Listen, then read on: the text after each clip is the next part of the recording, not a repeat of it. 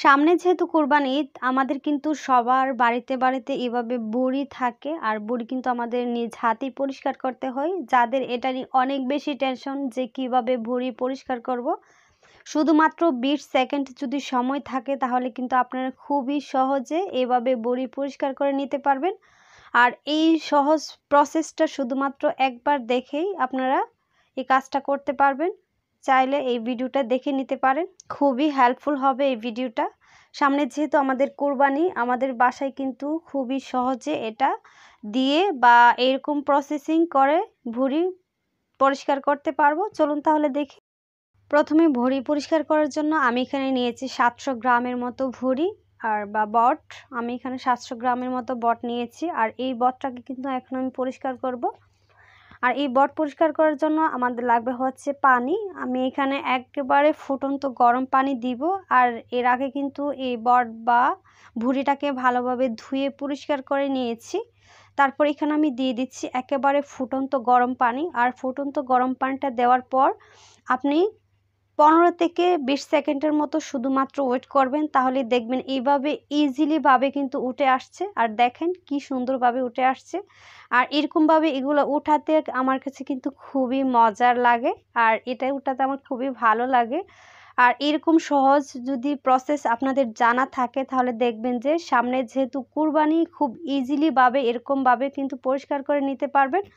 শুধুমাত্র 20 সেকেন্ড যদি সময় থাকে তাহলে কিন্তু আপনারা এটা ইজিলিভাবে করে নিতে পারবেন। দেখেন কত সুন্দরভাবে উঠে যাচ্ছে।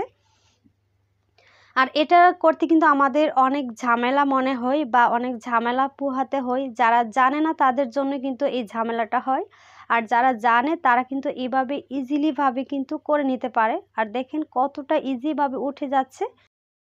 দেখেন আমি শুধুমাত্র কয়েক মিনিটে কিন্তু কতগুলো ভুঁড়ি পরিষ্কার করে নিয়েছি। আর এখানে কিন্তু 700 গ্রামের মতো ভুঁড়ি আছে। তারপর আমি ভালো করে ধুয়ে দেন পরিষ্কার করে নিয়েছি। আর এটাকে কিন্তু একটু গরম পানি দিয়ে ভালো করে ধুয়ে নেবেন, তাহলে দেখবেন একেবারে পরিষ্কার হয়ে গিয়েছে। দেখেন কতটা সাদা দবদবে হয়ে গিয়েছে। এখন আমি এটাকে আবারও একটু গরম পানি দিয়ে ভালোভাবে ধুয়ে নিব, যেন একেবারে সাদা দবদবা হয়ে যায়। বা যদিও কোনো ময়লা থাকে তাহলে ওইটা কিন্তু চলে যাবে যদি আপনি গরম পানি দিয়ে ধুয়ে নেন। দেখেন আমি এভাবে গরম পানি দিয়ে ভালোভাবে কষলে কিন্তু ধুয়ে নিয়েছি। ধুয়ে আমি এখন উঠিয়ে রেখে দিচ্ছি। আর এটাকে কিন্তু আমি কেটে নিব। আপনারা চাইলে কিন্তু কাটার আগেও সিদ্ধ করতে পারেন, আবার আপনারা কেটেও কিন্তু সিদ্ধ করতে পারেন। আমি এখন এগুলাকে কেটে নিব, কেটে দেন সিদ্ধ করব। এই যে একটা বটি নিয়ে নিয়েছি, বটি নিয়ে ইচ্ছে মতো বা সাইজ মতো কিন্তু আমি এখন কেটে নিব। আর এগুলা কেটে সিদ্ধ করলে ভালোই হয়, আবার বা আস্ত আস্ত কিন্তু টুকরো টুকরো করেও সিদ্ধ করে নেওয়া যায়।